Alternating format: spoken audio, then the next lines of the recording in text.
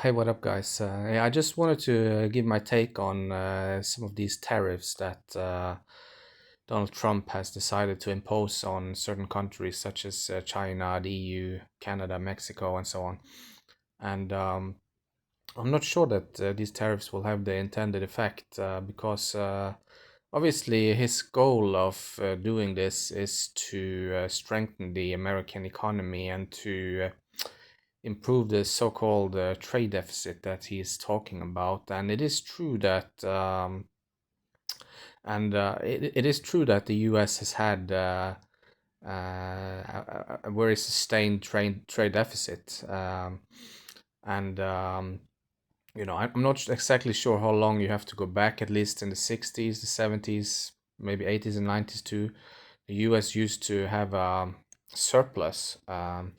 When we consider the trade deficit, the U.S. in fact, what made the U.S. And American economy rise to its dominance um, was the U.S. being a manufacturing powerhouse, and throughout all of human history, the most powerful country in the world has always been the biggest, producer and manufacturer with the largest economy and the biggest, big surplus. That's obviously not the case nowadays, and that this is, in a historical sense, a very, exceptional situation. It's an anomaly. That's what it represents, and you may ask. Why can the U.S. still be considered, the world's number one superpower when it's not, the world's number one manufacturing power, and it actually runs a, very large trade deficit. And the reason for this is only because of the, the dollar hegemony, the petrodollar, and the, um,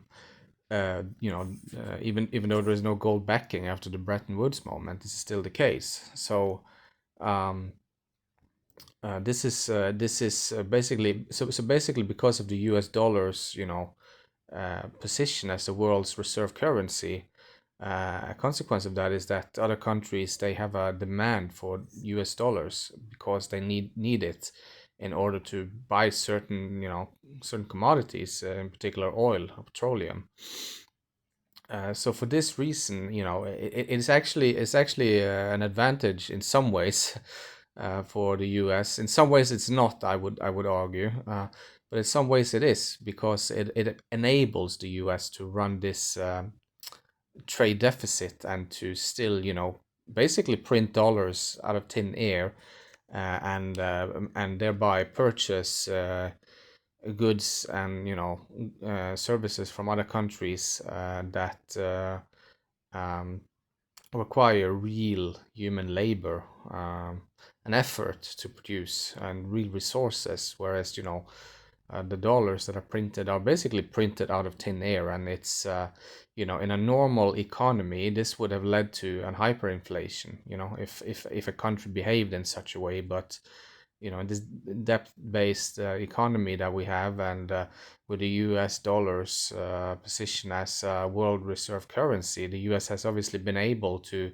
do this and to run these deficits. Of course, what Trump is, aiming at is to bring back a lot of the manufacturing, because it is true that I think in the I'm not sure exactly how far back you have to go, but I think the U.S. manufacturing um, nowadays only comprise about 8% or a little bit above that of the total workforce. So that's obviously not so high, at least in a historical context. It's not so high. It's tended to be a lot higher. Um, so obviously he wants to bring jobs back, and then the question is, will this succeed? Will these tariffs be successful at bringing back jobs to the U.S.? And I see that, of course, certain allies, certain countries, and from what I know, there are certain countries. I think if I'm not mistaken, South Korea even, which is a powerhouse, a modern day powerhouse, has had certain tariffs, and this was tolerated by the U.S. after the Korean War, or was it Vietnam? I'm not sure. I'm not totally up to date on all these details, but anyhow, some of these countries at least have been allowed to have tariffs, as the U.S. wanted to help them to rebuild after wars they've had, which might have made sense at an earlier time, but which obviously doesn't make sense anymore, seeing as some of these countries have become economic powerhouses, especially South Korea. That is the case. Vietnam still has ways to go, but in such instances, obviously those countries, I think, should remove those tariffs, or at least it shouldn't be tolerated. It should be, it would be reasonable if the US responded with reciprocal tariffs in such instances. But on the overall, I'm not sure it would be really, sensible to make these tariff decisions.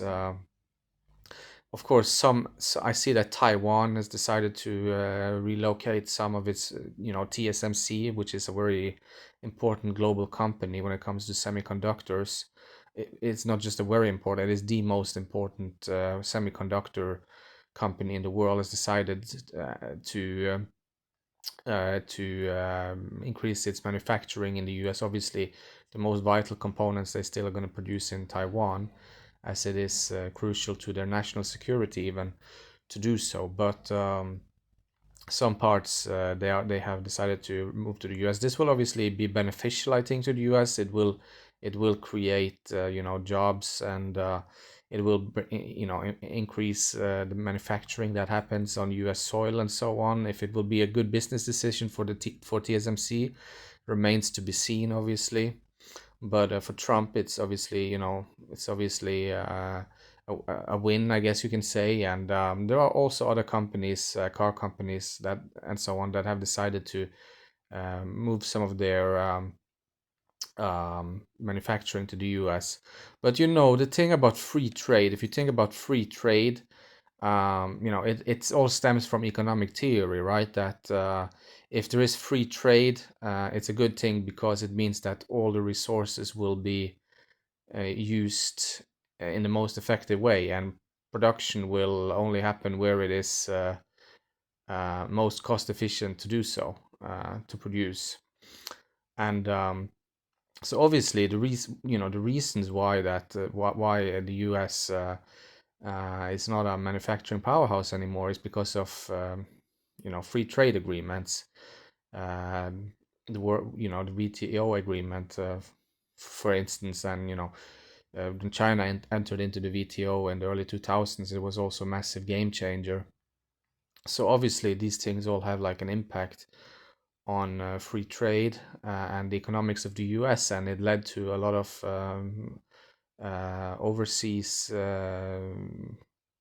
production happening, and many companies decided to relocate their manufacturing centers, and obviously all of this has to do with salaries and wages, and it is just a fact that the US can't compete really with the wages, especially in developing nations and Asian countries, such as China, in the early 2000s, and even still, it's a lot cheaper to produce, things like iPhones and whatnot in China than it is in the US. And nowadays, the more low skilled manufacturing work is being carried out in Southeast Asian nations such as Vietnam and so on. So and this is still the case. The wages in the US are and remain much higher than in these countries, and even with tariffs, it's not going to be enough, in my opinion. Producing an iPhone in China will still be cheaper because of the costs of labor than in the US. And at the end of the day, the US consumer, they care about the prices first and foremost, not where something is produced. And and they're not willing to pay more money. Most consumers are not. They just look for the cheapest prices, and it's the same even here in Norway in the grocery sector. It's just so much focus on price all the time in the marketing. It's like number. It's not for no reason. It is the number one thing that consumers care about at the end of the day is the price. Everyone wants cheap stuff, right? It's just the way it is. So do I think the tariffs will achieve their intended purpose? Actually, I don't necessarily think so. And the U.S. petrodollar obviously also is, a part of this reason, because it enables the U.S. to run these deficits, and it in a way the dollar hegemony um, prevents the U.S. from acting as a normal economy, which again would have enabled um, US to be more, to basically be required to have uh, you know trade surpluses, and that would have had certain consequences if they, it would have had negative consequences on their economy, which would have forced them to adjust. But since they have this dollar hegemony, it doesn't really do that, so they can just continuously run these deficits, which harms the U.S. worker, the blue collar worker especially, and its manufacturing base. But again, it also gives it a certain superpower in the sense that it can run these deficits and still, maintain its consumption. And in some ways, obviously, the U.S. has benefited from this, from globalization as well. Although the wages have been pretty much standing still and not increased, the U.S. Consumers have gained access to a lot of cheap stuff produced in other countries. And some of those, a lot of the high-end manufacturing still takes place in the US. And so I don't know, maybe a more prudent strategy from my point of view would just be to embrace really AI and robotics and try to be leading in that domain and focus on the high-end stuff, automate as much as possible. And because that is obviously a whole new, game changer, and something that might enable more developed nations to stay competitive in this global age, in terms of manufacturing and these kind of things. So yeah, I'm not sure that Trump's tariffs. I mean, uh, sh- and obviously when the U.S. enacts tariffs, it also just means that other countries will retaliate. So um, obviously, Trump's thinking is that the U.S. can do so because its market is so important. It's such a big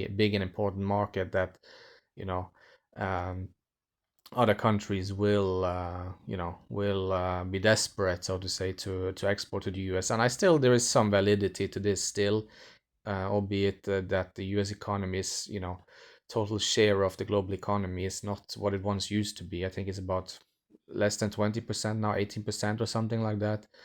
And at the end of the Second World War, it was 50%. So obviously, its dominance in the global economy is greatly, vastly reduced compared to in the past. Um,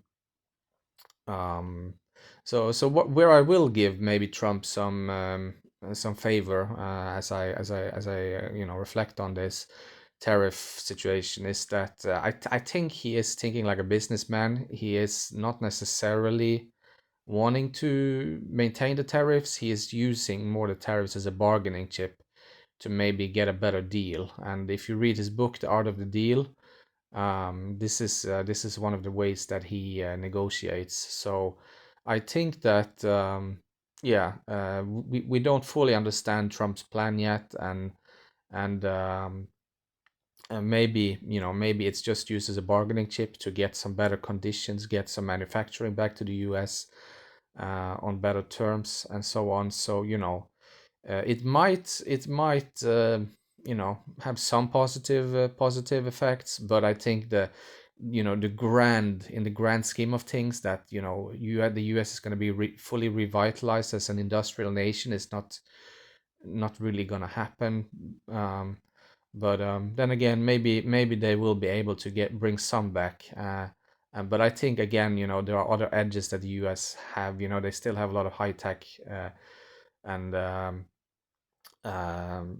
maybe they should rather focus on staying competitive in those areas and embracing automation and AI even more, and trying to bring down their costs, because this again is a game changer. I think the AI revolution, it's obviously not going to be good for a lot of people as they will be replaced, but for some industrialized nations, maybe since they've lost so much manufacturing already, it can be an advantage. So yeah, it remains to be seen. Trump also, he led a pretty aggressive tariff policy in his first period, and it didn't really lead to a massive revitalization of the American economy. So I think he's maybe,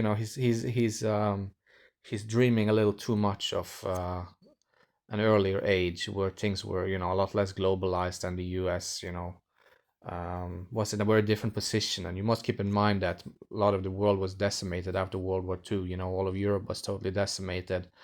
Japan was, in ruins and so on. So obviously, and China, they had, they were not connected to the global markets whatsoever. So, yeah, it was a totally different situation. And I think the US, instead of maybe focusing on these tariffs, um, they should